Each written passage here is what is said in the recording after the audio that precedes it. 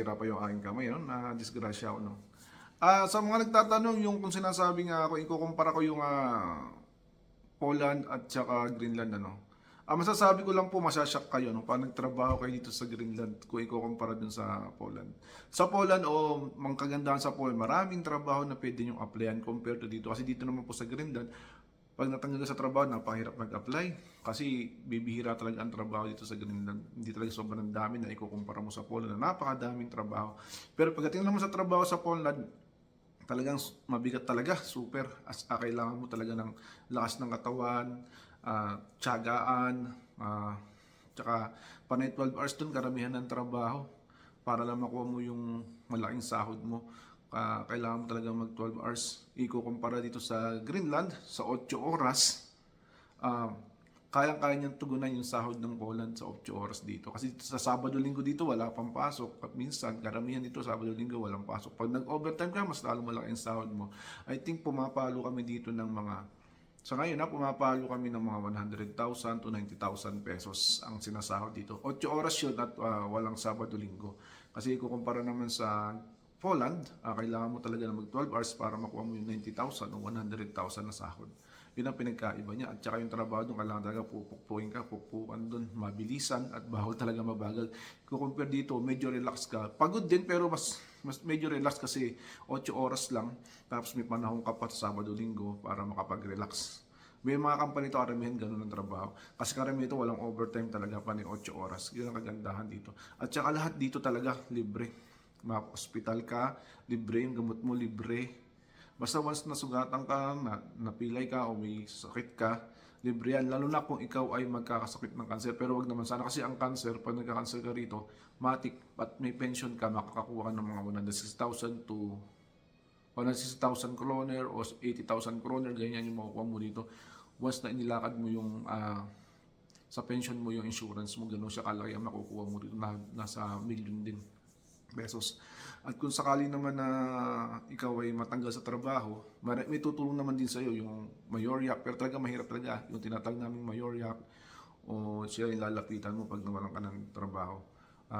Once na matanggal ka. Ganun kasi dito, yun lang problema dito, yung mahirap maghanap ng trabaho pag natanggal ka. Hindi compare sa Poland, pag natanggal ka, madali ka makahanap ng trabaho. Ewan ko lang ngayon kung madali makahanap ng trabaho sa Poland. Pero kung pandamihan ng trabaho, lamang talaga ang Poland.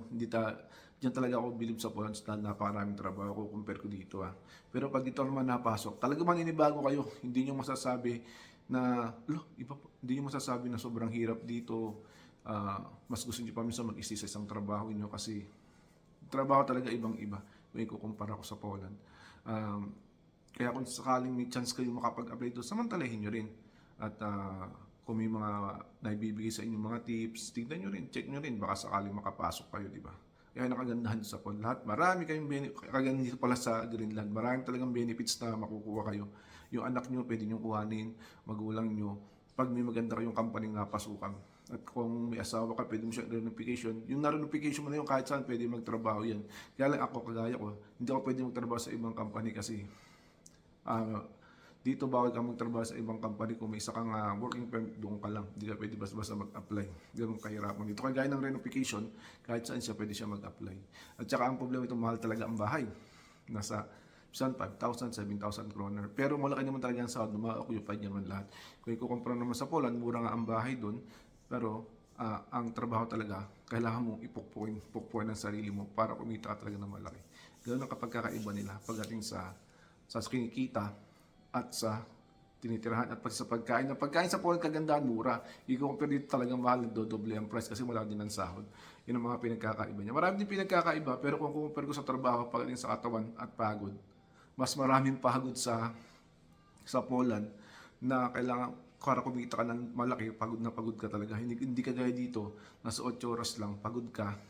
Pero ang kita mo sulit para sa 8 oras. Hindi ka gaya sa Poland, talagang 12 hours para kumita ka ng malaki talaga. Pagod ka talaga, pagod. Pero kung trabaho lang talagang hanap nyo at matyaga kayo, puntahan nyo rin ang Poland. Maganda rin ang Poland pagdating sa mga trabaho. Kasi maraming mahanapan doon ikukumpara dito. Pero pagdating talaga sa sahod, mas lamang ito. At saka sa trabaho na pagdating sa katawan at pagod, na dito sa hindi ganong pagod, dito ka talaga sa Greenland, yung katawan mo medyo relax. Hindi siya super talagang patig. Hindi ka guys sa Poland. Talagang kailangan mong pukpukin ang sarili mo. Kaya kasi ito, minsan pag nawalan ka ng trabaho, at yung kunyan, wala ka talagang pera, pwede ka lumapit sa kumun, tutulungan ka nila, minsan bibigyan ka ng allowance o bibigyan ka ng trabaho para lang may panggastos ka. Hindi ikukumpara mo sa Poland naman, pag talaga wala kang trabaho, kawawa ka, kailangan mo talaga maghanap. Kasi walang tutulong sa iyo, walang susupport sa iyo doon. Hindi ka susuportahan ng gobyerno nila doon eh. Hindi ka dahil dito susuportahan talaga ng gobyerno dito no? At makakakuha ka ng allowance kahit pa paano na magagastos mo sa pang araw-araw mo. Yun lang mga OFW, sana makatulong ito.